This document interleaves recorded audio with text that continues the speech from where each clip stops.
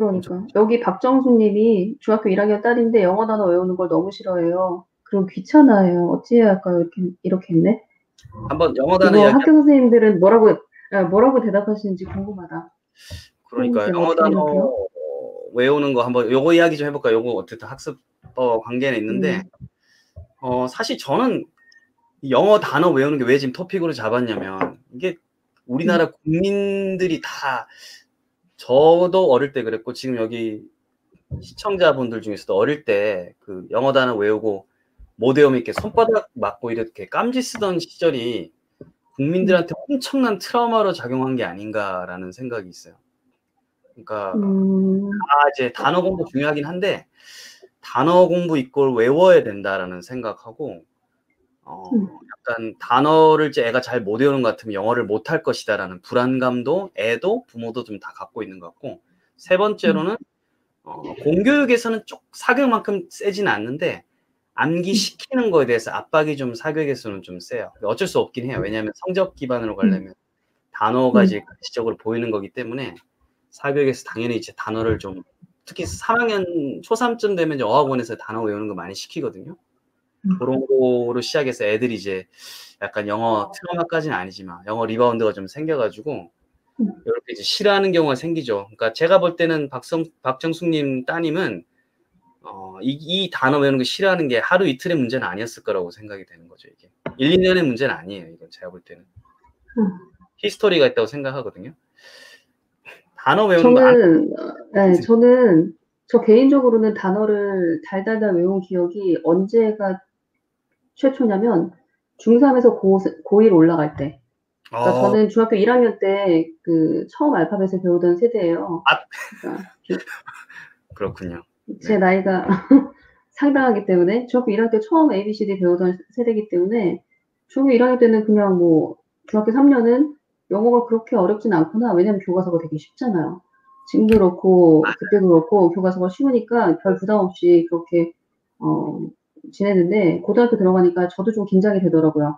왠지 조금 준비를 해야 될 것 같아서 엄마한테 얘기해서 처음으로 그때 단과 학원을 다녔었어요. 그 음, 단과 학원이 영어 문법 한번 훑어주고 영어 문법 한번 훑어주는 그런 학원이었는데, 아, 그리고 어휘도 있었나 보다.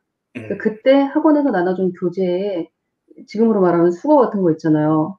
뭐, 수고. be supposed to, 뭐 이런 거, 뭐, abide by, 막 이렇게. 그런 거 버스에서, 학원 가는 버스에서 막 열심히 외웠던 기억이 나거든요. 그리고 그때 이제 단어 같은 거 나눠준, 단어 책 같은 거겠죠? 그거 가지고 달달달 외웠던 기억이 나는데, 그때는 그 단어들이 진짜 오랫동안 잊혀지지 않고 기억에 남더라고요. 음, 그러니까 그 방학 동안 12월, 1월, 2월 그 3개월을 좀 약간 인텐시브하게 단어를 외웠던 기억이 나요.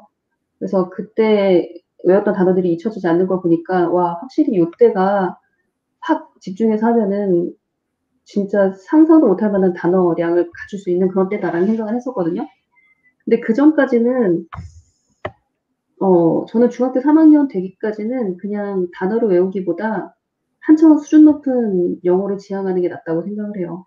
그러니까 저는 이제 엄마표로 아이를 영어로 키웠기 때문에 음, 어렸을 때부터 영어 그림책, 뭐 영어 영상물 이걸 통해서 영어 기능 일찌감치 트였고 그리고 영어 원서를 편안하게 읽게 된 시기가 벌써 초등학교 한 1학년 때 아니구나 7살 때구나 매직 트리하우스 읽기 시작하고 챕터부를 읽기 시작한 아이였기 때문에 만약에 아이가 원서를 읽을 수 있다면 저는 초등학교, 중학교 때까지는 단어 외우라고 닥달하는 건 너무 그 아이의 수준에 미치지 않는 낮은 요구라는 생각을 해요. 차라리 원서를 많이 읽어서 어휘량을 자기도 모르게 풍부하게 만드는 게 훨씬 더 뭐랄까 고수? 고수 엄마의 그런 전략이 아닐까라는 생각이 들어요. 네. 전적으로 동의합니다. 그게 사실 방법으로 치면 한국같이 이런 EFL 상황에서는 음, 사실 베스트잖아요. 베스트잖아. 이게 그렇죠. 책이든 영상을 통해서 이미 애는 그 컨텍스트 안에서 문맥 안에서 이게 대충 어떤 뜻일 거다. 대충도 아니지. 네, 거의 뭐 확신이 있죠. 나중에 하도 많이 네, 보니까 네, 우리말로 그게 딱 1대1로 애가 이렇게 딱 바로 쏟아내지만 못할 뿐이지 이미 애는 촘촘하게 머릿속에 배경 지식이 다 있는데 이 평가 방식이 예전에 우리 아까 뭐 손바닥 맞았다는 이야기도 나오는 걸로 음, 보니까 우리는 어떻게 단어 시험 봤냐면 스쿨이라고 스펠링을 정확하게 쓰고 학교라고 뜻을 딱 적을 수 있어야 1대1 매치가 돼야 얘가 완벽하게 아는 거라고 하잖아요. 그게 한 개라도 틀리면 알파벳 한 개라도 틀리면 X잖아요. 예전 평가는. 그쵸. 그거 그게 30년 전 우리의 사고방식을 아이한테 주입하는 거죠. 요즘 아이들은 사실 유튜브만 틀어도 영어 나오고 얘가 만약에 축구를 좋아하거나 게임을 좋아하면 맞아요. 그 퓨리파인가? 그 사람 영상 보면서 영어를 자연스럽게 익힐 수 있는 그런 시대에 살고 있는 아이들이잖아요. 그런데 30년 전 정말 AFKN 없으면 영어를 못 듣는 그런 시절 우리 사고방식을 그대로 애들한테 강요하는 건 좀 무리가 많죠. 사실 이런 영상 방송을 저희가 많이 해야 되는 게 저도 이게 제가 공교육 사교육 입장이 있음에도 불구하고 저희들 공교육 교사 입장이 또 있으니까 쉽게 이렇게 또 딴 분들 이렇게 생계를 위해서 이렇게 사업을 하시는 분들 많은데 그분들이 의견이 나왔을 때 터무니없는 게 있을 때가 있어요. 보면 위험하다. 저거는 케바케다. 일반화되기 어렵다. 내 애한테는 쓰고 싶지 않은 방법이다. 그런 것들이 있는데도 제가 쉽게 반박을 못 하겠더라고요. 그냥 함구하게 되는 거죠. 이렇게 해서 저희가 이런 토크를 통해서 이게 아마 지금 저희 토크하면서 이게 행간을 충분히 잘 읽으신 분들은 자기 애한테 이렇게 좀 반영을 잘 할 수 있지 않을까. 근데 또 지금 이지연님께서 날카로운 질문을 던지셨네요. 원서를 많이 읽는다는 게 얼마나 되는 양일까요? 원서를 많이 읽는다는 게 얼마나 되는 양? 나 이거 잘못 읽었네. 나는 원서를 읽는 아이가 도대체 몇 명이나 될까요? 이렇게 착각했어. 현실은 잘못 읽은 것 같아, 나. 그쵸? 원서를 많이 읽는다는 게 얼마나 되는 양이냐? 이거는 그냥 책을 끊김없이 계속 읽는 거? 원서를? 양으로 어떻게 측정을 하겠어요. 자기가 좋아하는 시리즈를 무리 없이 읽는 게 제가 말하는 원서를 자유롭게 읽는다는 건데, 근데 제가 물론 지문을 잘못 읽었지만 현실적으로 볼 때 원서를 자유롭게 읽을 수 있는 아이는 대한민국에 몇 프로 없겠죠. 그쵸? 그래서 문제긴 해요. 근데 저는 그래도 단어를 외우는 것보다는 컨텍스트 안에서 아이가 단어를 자연스럽게 의미를 파악하는 게 더 좋다고 생각하기 때문에 그 아이 수준에 맞는 하다못해 그 명작 동화를 쉽게 영어로 써놓은 그런 책들 있잖아요. 뭐가 있을까? 개구리 왕자? 갑자기 왜 그게 떠오르지? 잠자는 숲속의 공주? 아무튼 그런 걸 이용해서라도 그러니까 스토리나 어떤 이야기로 구성된 같은 말이구나. 이야기로 구성된 그런 영어책을 가지고 콘텍스트 안에서 단어를 익히는 게 훨씬 더 효과적인 그런 단어 습득법이라고 저는 생각을 해요. 보니까 알파벳 외우게 하고 지금 보니까 6, 7세 때 영어 단어 지금 알파벳 같은 거 스펠링을 제대로 외워야 된다. 저는 그냥 말을 아끼고 싶습니다. 그냥 너무 어딨어? 응? 있어요. 예. 여기 그런 걸 봤대요. 안타깝다라는 그런 의미로 쓰신 거죠. 좀 약간 유명한 강사분인데 저도 한 달이 건너면 다 거의 인간하는 사람들 알잖아요. 저희도 그리고 이제 교육 철학이나 이제 근본을 다 알고 있으니까 말을 아끼게 되더라고요. 그래서 그런 거 나와서 이렇게 스펠링 외워야 된다. 스펠링 외우는 거는 그러면은 말을 아낄 필요가 없는 이 아줌마가 다 얘기해 줄게요. 네. 여기 저는 그냥 막말해도 돼. 내가 생각하는 거 그냥 편안하게 얘기할게요. 네. 6, 7세 때 스펠링까지 어휴 진짜 미치겠다.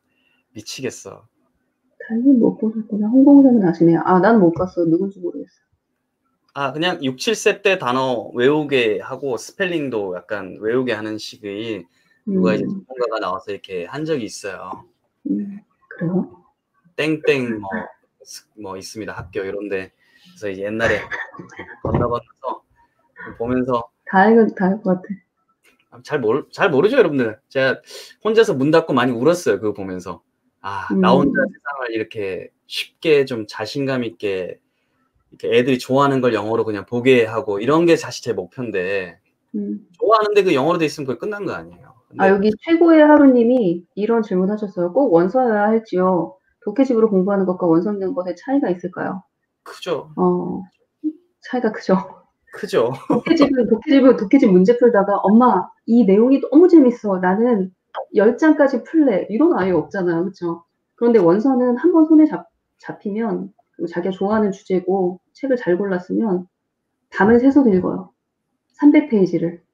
독해집은 300페이지 문제 안 푸는 아이 없잖아요. 그럴 수도 없고. 엄청난 차이가 있는 거죠. 비교할 수 원서랑 없죠. 독해는 네. 근본이 다른데 독해는 수영으로 치면 정말 끊어서 이렇게 음파할 때 끊어서 하는 거면 원서는 정말 수영을 애가 왔다 갔다 하는 거예요. 이렇게 호흡 길이 자체가 물고기가 되는 거죠. 물고기가. 호흡 비교 자체가 좋다. 네. 그래서 원서 읽어서 혹은 엄마표 이렇게 큰 애들은 나중에 수능이라든지 이런 거 좀 점수가 안 나와도 약간의 스킬만 알려주면 금방 되는데 이게 독해집으로 공부한 애들은 끝없이 뭐 누구 강사의 리딩 스킬이든 뭐든 이런 거 계속 봐야 되거든요. 그리고 컨디션 안 좋으면 확 무너지고 이런 게 좀 강한 것 같아요. 그래서 원서 어릴 때일수록 저는 원서든 영상이든 스펠링보다는 그런 네, 컨텍스트 안에서 이 컨텍스트를 영어 전공하신 분들은 너무 소중하게 생각하잖아요. 그거를 살릴 수 있는 방법 최대한 많이 해야 되지. 어린데 애가 어릴 때부터 해야 되는데 빨리 해야 많이 외울 수 있다고 스펠링 그때부터 외워버리면 이거 완전히 그 귀한 시간 다 날리는 거라고 저는 생각해요. 영어에 대한 반감만 쌓이는 거죠. 아, 어려운 거 평생 해야 되는 거 외워야 되는 거. 그러면 이제 애가 나중에 벗어나지 못하는 거죠. 진짜. 단어를 외우는 거, 그것도 초등학생이나 아니면은 중학교도 저는 단어를 외울 필요 없다고 생각을 하는데, 초등학교 때 단어를 외우면 가장 크게 놓치는 게 뭐냐면, 호흡이 긴 영어 그쵸. 텍스트를 읽을 힘을 기를 새가 없어요. 왜냐면 계속 끊으니까. 딱딱딱 끊어서, 모르는 단어 나왔네? 찾아야만 해. 이런 습관을 만들기 때문에 우리가 영어 죽어라고 공부를 해도 원서를 편안하게 못 읽는 그런 처지가 된 거랑 똑같은 일이 벌어지는 거거든요. 그게 저는 가장 큰 손해라고 생각해요. 단어 외우는 거에 집착하고 1:1 대칭어, 한국어 대칭어를 못 찾았을 때 꾸지람을 듣고 이런 아이들이 절대로 숨이 긴 그런 영어 문장을 읽어낼 수가 없어요. 계속 끊기니까. 아까 수영 말한 것처럼 이 동작 하다 끊고 저 동작 하다 끊고 그러면 그냥 가라앉는 거잖아요. 그쵸. 그게 제일 큰 손해인 것 같아요. 그럼 제가 더 충격적인 좀 말씀을 해드리면 그러면 단어 시험을 이렇게 사실은 이제 빡빡하게 쓰고 외우게 하는 게 아직 사실 요즘 학교 수행평가에서는 점점 빠지고 있는 추세거든요. 학교 쌤들도 그걸 동의하지 않아요. 그쵸. 학교는 그런 걸 하지 않아도 어쨌든 쌤들은 스테이블하게 계속 자기가 이제 수업을 이어나갈 수 있기 때문에 오히려 이제 방향이 저도 이제 선생님들 연수를 제가 나가서 연수를 할 때 네, 선생님들도 계속 진화하는 것 같아요. 교수들도. 진화하는데 학원 쌤들이 진화를 하잖아요. 근데 학원이 진화를 못하는 때가 있어요. 단어 시험을 부모님이 만약 원한다면.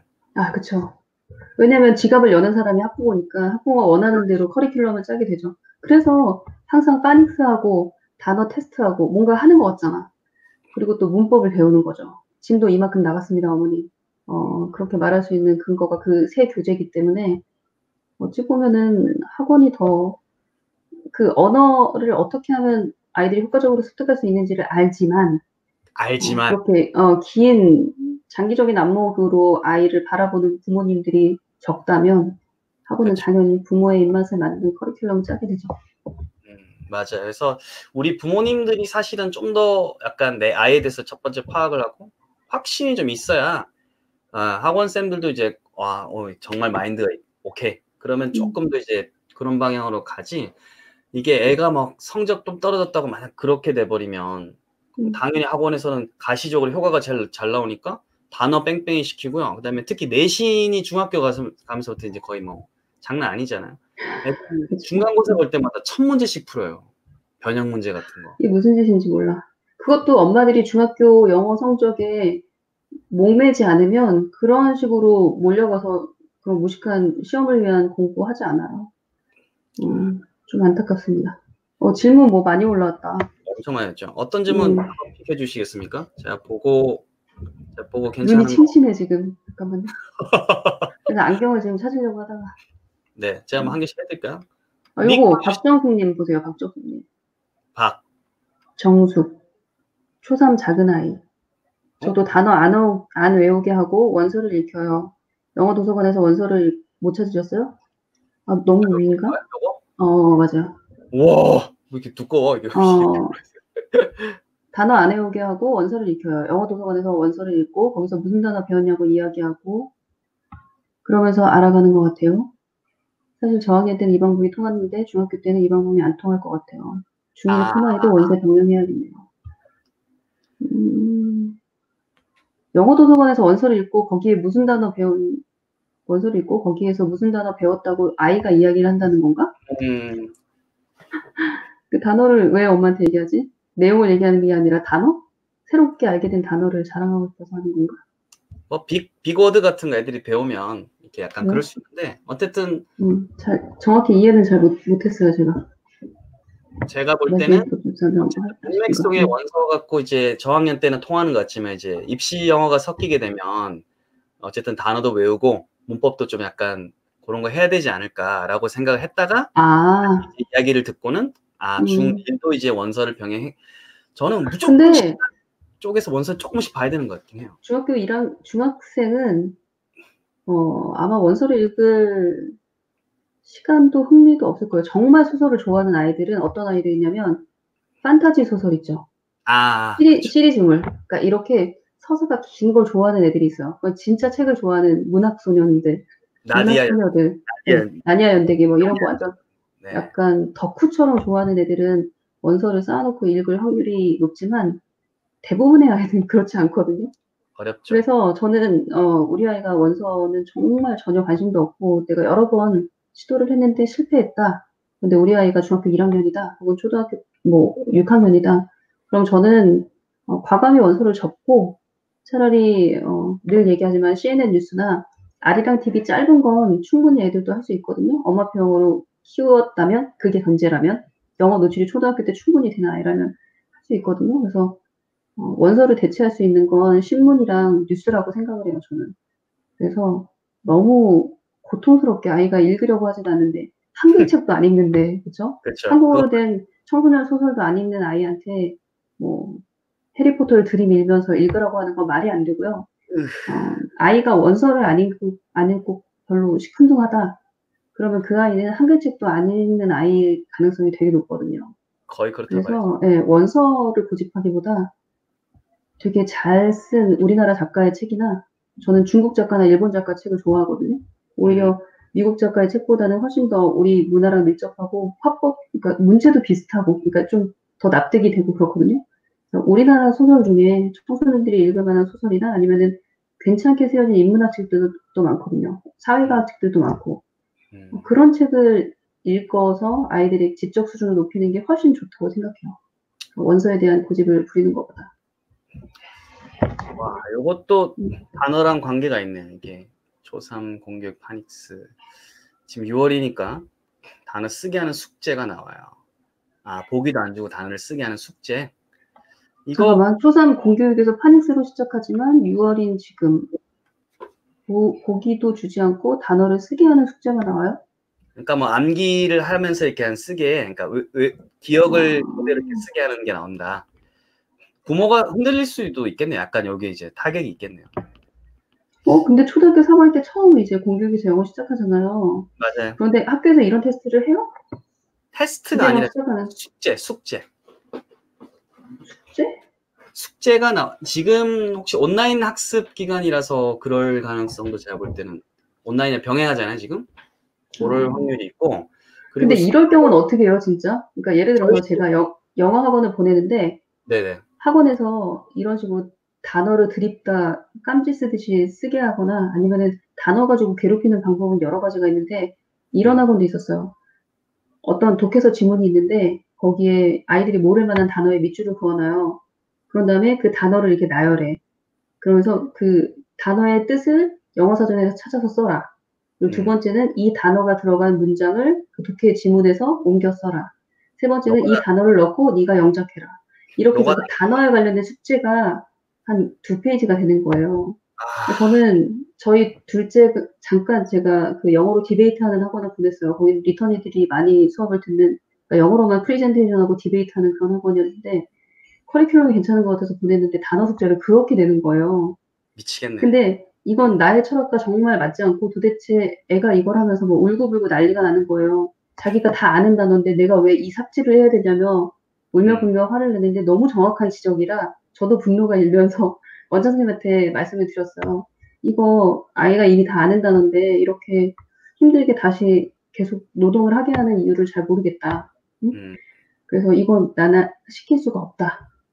이걸 빼달라. 그랬더니 그 원장 선생님이 모든 아이들이 다 하는 숙제인데 당신 아들만 뺄 수 없으니 그건 안 된다 그러더라고요. 그래서 제가 안녕히 계세요 하고 그 학원을 끊었거든요.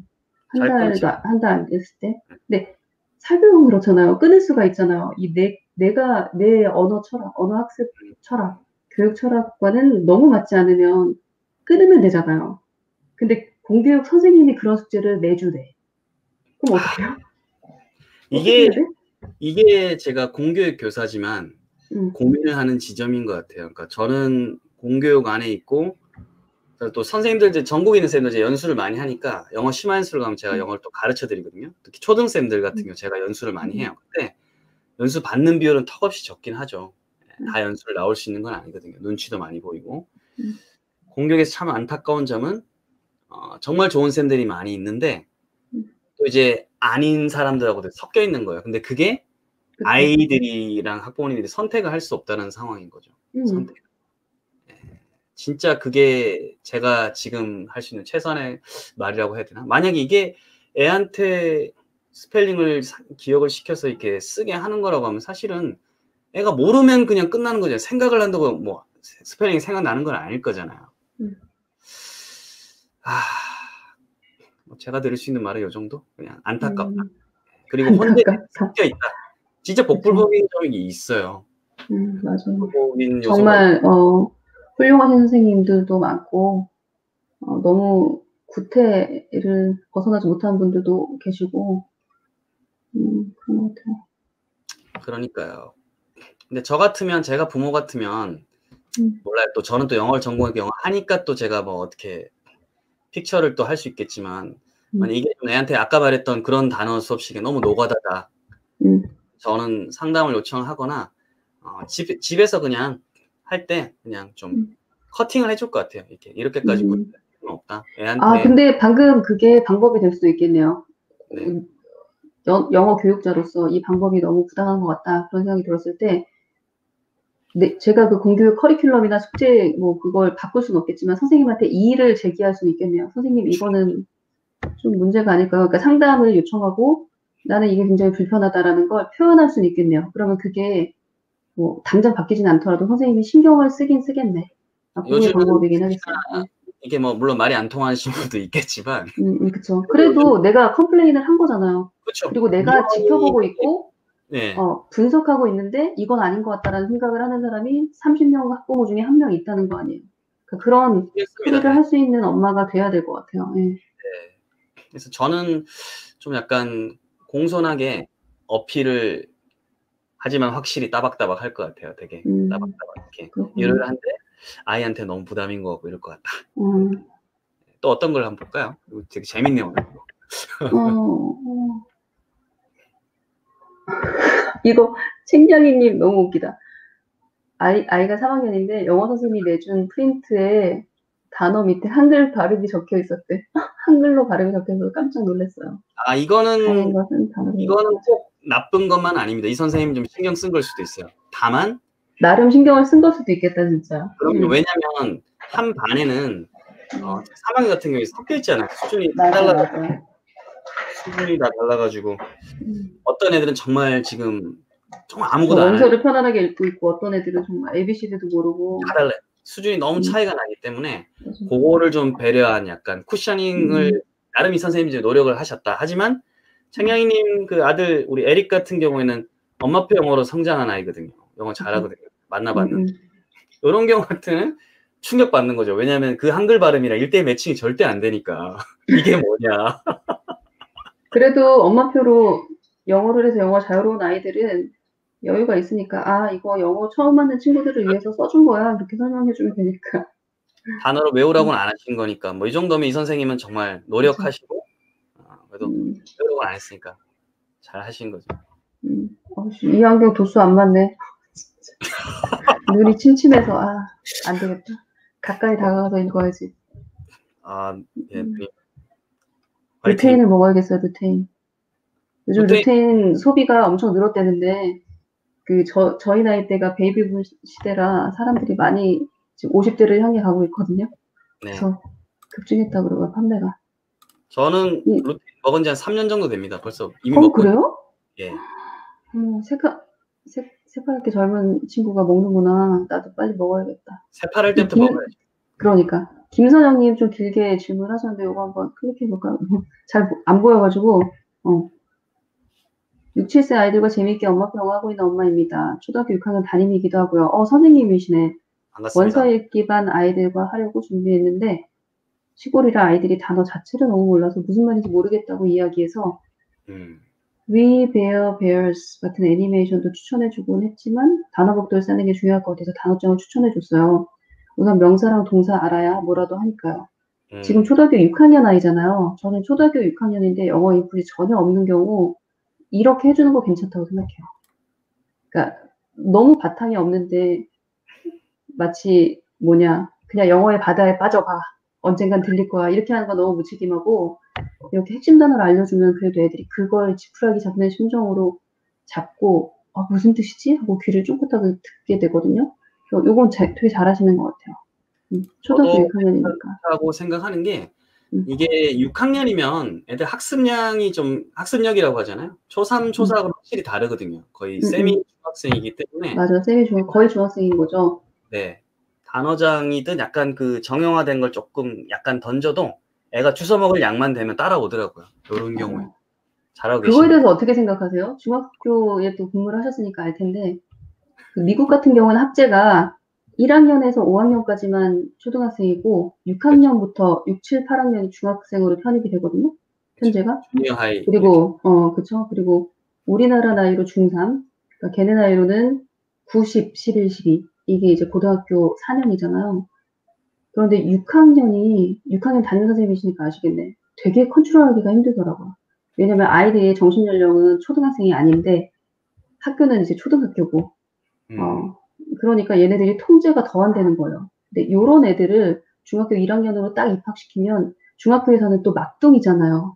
그리고 또 전혀 새로운 환경으로 가니까 애들이 살짝 긴장하면서 이렇게 온순한 양처럼 조직에 딱 적응을 하거든요. 그래서 저는 미국 학제가 되게 좋은 것 같아요. 아이들의 그 발달이나 그런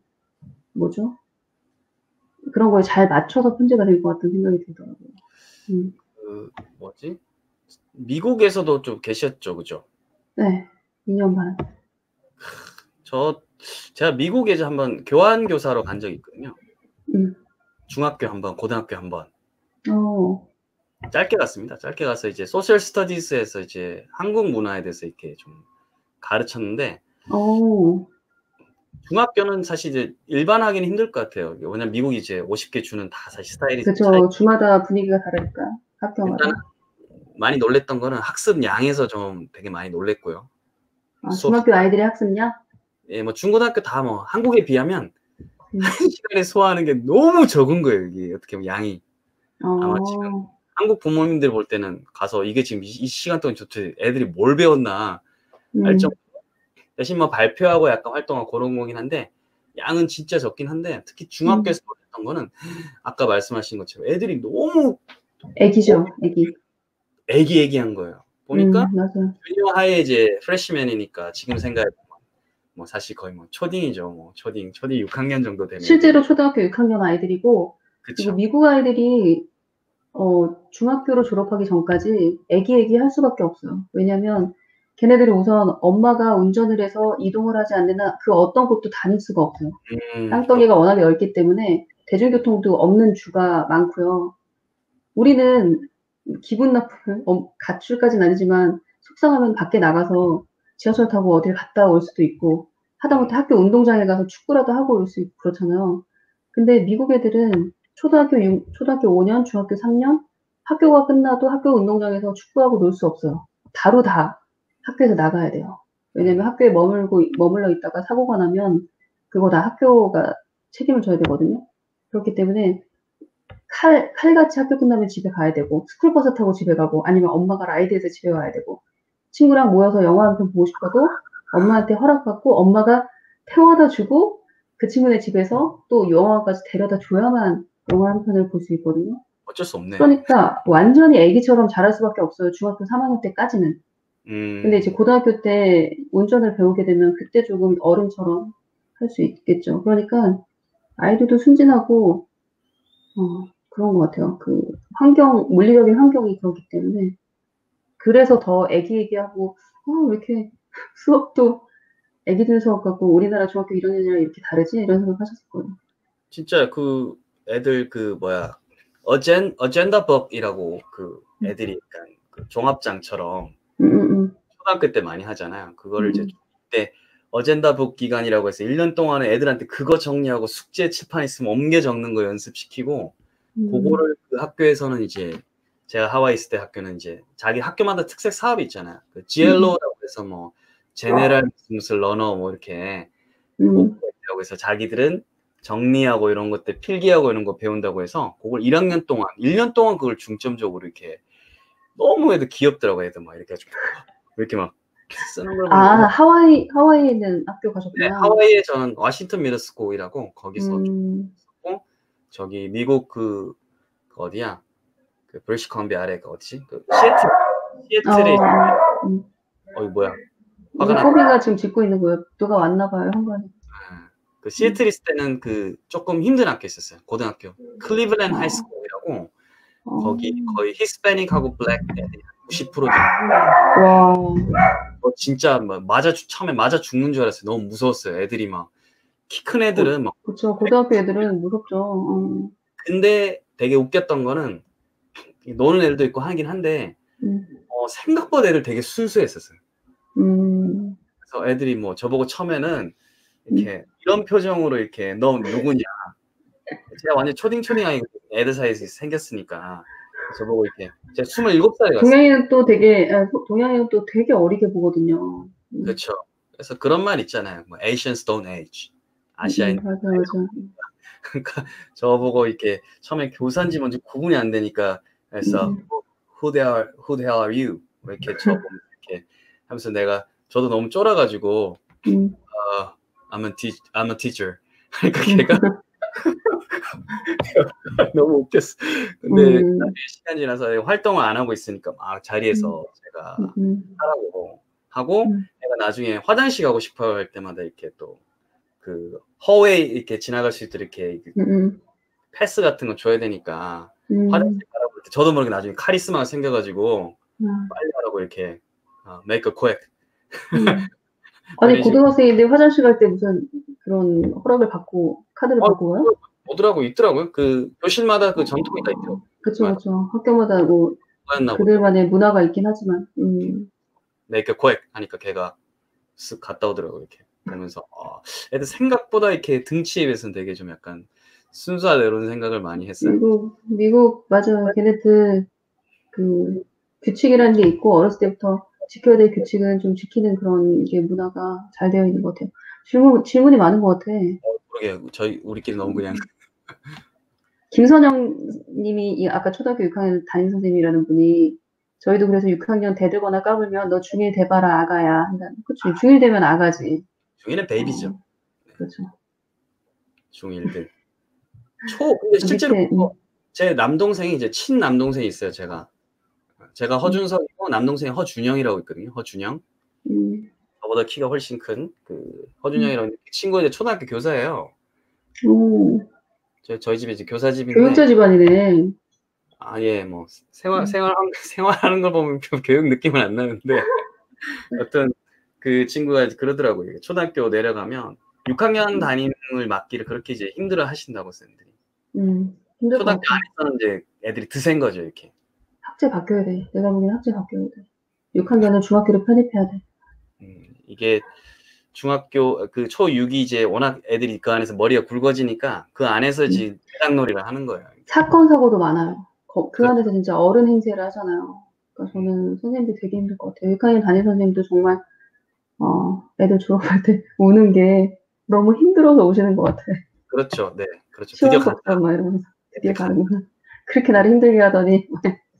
이게 과거에 그 있잖아요. 뭐 교실에 5, 60명 있어가지고 선생님들이 이렇게 물리적으로 이렇게 체벌도 하지만 막 뺨도 때리고 체벌도 하지만 또 뒤에는 또 그래도 막 약 발라주면서 약간 이렇게 단짠 하던 시절을 뭐 모르겠어요. 어떤 분들은 그리워하기도 하고 그때 좀 더 뭐 정이 있지 않았을까 생각하는 분도 있고 개인적인 느낌은 다 다를 것 같다고 생각을 하는데 그게 요즘 만약에 그렇게 하면 요즘은 어느 정도냐면 제가 좀 솔직히 말씀드리면 초등학교에서 어느 정도냐면 애가 만약에 수업 시간 한 명이 너무 과하게 떠들잖아요. 그러면 그 아이한테 이렇게 하는 거죠. 이렇게 누구야 길동아. 옛날 같으면 이제 막 퍽퍽인데 요즘은 이제 학생 그게 있으니까 너 자꾸 그러면 애들한테 방해가 되니까 좀만 조용히 해주지 않으렴? 그러니까 제가 말씀드린 건 교과서예요. 교본이에요. 요즘 교본. 뭐 그러면 이제 애가 싫은데요? 라고 했을 때 만약에 애가 교실 밖으로 보내잖아요. 안 돼요. 학습권 박탈을 시키면 안 돼요. 학습권을. 와, 우리 때는 수시로 그랬는데 너 복도에 나가 있어. 머리 복도에 박아도 많이 나가 있던 애. 엄청 맞았었던 기억이. 근데 딱히 생각해보면 왜 맞았는지 이유는 잘 모르겠어. 다 그냥 엎드려서 그냥 남고 나왔거든요. 그냥 저 터진 기억이 나는데 그래서 보내면 안 되고 수업권 박탈이라는 걸 이제 만약에 한다. 그럼 이제 그거에 대해서 좀 복잡해지는 거죠. 애들 진술도 왔다 갔다 하니까 계속 부탁을 해야 된대요. 이렇게. 너가 이렇게 하면 애들이 자꾸 방해가 되니까 조금만 조용해주지 않으렴? 그거밖에 방법이 없대요. 그런 상황이라고 들었어요. 이렇게. 어떻게 해야 되냐 그러면? 사실 저도 잘 모르겠어요. 교사들끼리도 그래요. 잘 모르겠대요. 우리도. 방법이 딱히 없으니까. 상담을 하거나 뭐 자꾸 이런 식을 해야 되는데 상담을 하고 이렇게 뭐 방법은 있지만 결국 그게 또 교사 에너지가 또 계속 깎이는 거잖아요. 그렇죠. 그러니까 한 학기쯤 끝날 때, 1년쯤 끝날 때 되면 이제 내상이 있는 거죠. 내상이. 약간 그게 같이 좀 고민해야 될 문제가 아닐까. 왜냐하면 교사들은 또 학부모들 무서워하거든요. 그런 면이 있을 때. 그렇죠. 민원이 들어올까 봐. 또 여기 질문이 많다. 어떡하지? 지금 요번 거 한번 볼까요? 나 지금 눈이 침침해서 잘 안 보이는데 우선 길게 썼으니까 수남새님. 예. 초4? 요번 거 한번 볼까요? 초등학교 4학년 아들인데 영어 시간을 매우 즐거워하고 좋아하는 아이입니다. 초등학교 3학년 공교육으로 파닉스를 배우기 시작했고 초등학교 4학년 때부터 본격적으로 직접 영어 그림책을 읽기 시작했어요. 한 줄짜리 영어 그림책도 반복해서 읽다 보면 점점 2줄, 3줄 늘어 추후에 챕터고까지 읽을 수 있을까요? 당연히 그렇고요. 이 초등학교 3학년 때 처음으로 그것도 공교육에서 학교에서 파닉스 배워서 영어를 시작한 아이인데 초등학교 4학년 때 이렇게 영어 그림책을 읽기 시작한다는 건 되게 놀라운 적응력인데? 엄마가 한글책을 목 아프게 많이 읽어주셨나 보다. 이미 얘는 기본 세팅이 그러네. 그냥 터진 거네. 이게 아무리 영어를 늦기 시작해도 엉덩이 붙이고 앉아서 뭔가를 몰입한 경험이 있는 애들은 확실히 달라요. 바로 적응해요. 별로 속을 많이 썩이지 않더라고요. 그런 습관조차 없고 어떤 몰입의 경험이 없는 아이들은 그러니까 많이 방치됐다는 뜻인데 그런 아이들은 엄마표 영어 절대 녹록하지가 않더라고요. 시작하고 꾸준히 이어가는 게. 그래서 제가 한마디 드리면 저희 집 애들 엄마표 안 하잖아요. 왜? 뭐 꾸준히 한 거 없어? 저는 근데 좀 개인적으로 만나서 이야기를 하면 영어 하시는 분들이 그냥 저를 보면서 그냥 약간 오묘한 표정을 짓는 거죠. 왜? 저 같은 경우는 프리토킹도 되고 사실 이제 그런데 애들 아예 이제 저희 애는 영어를 아예 그냥 안 시켜요. 그래요? 영어를 안 시켜도 그래도 엄마가 책을 읽어줄 거 아니야. 아빠랑 한글책. 독서는 하죠. 독서는 오케이. 독서는 하고요. 제가 느낀 거는 그거였거든요. 이렇게 저희 집은 어차피 제가 맨날 영어를 하잖아요. 작업을 하든 뭘 하든. 이미 애들은 영어에 충분히 노출이 돼 있기 때문에 늘 영어를 배우고 싶어하는 상황이고 제가 중간에 툭툭 던지면 좀 알아들어요. 그래서 그런 상황으로 저는 그냥 밀당에 아주 첨예한 상황을 나가지 제가 엄마표를 하려고 그러면 사실 저희 애기 엄마가 하는 것보다 제가 해야 될 거잖아요. 근데 제가 물리적으로 절대 그거를 지금 제 욕심이라는 게 있기 때문에 하려면 제가 완전 시간을 많이 빼야 되는데 그게 지금 가능한 상황이 아니에요. 저희 집 애들은 참고로 일찍 자거든요. 저희 집 애들 8시 넘어가면 자요. 그래요? 그러면 엄마도 힘들지. 왜냐면 8시 또 시작해야 되는데. 초3이 지금 생각해보세요. 초3이 8시 반에 잔다 생각해보세요. 그러면 좀 힘들죠. 네.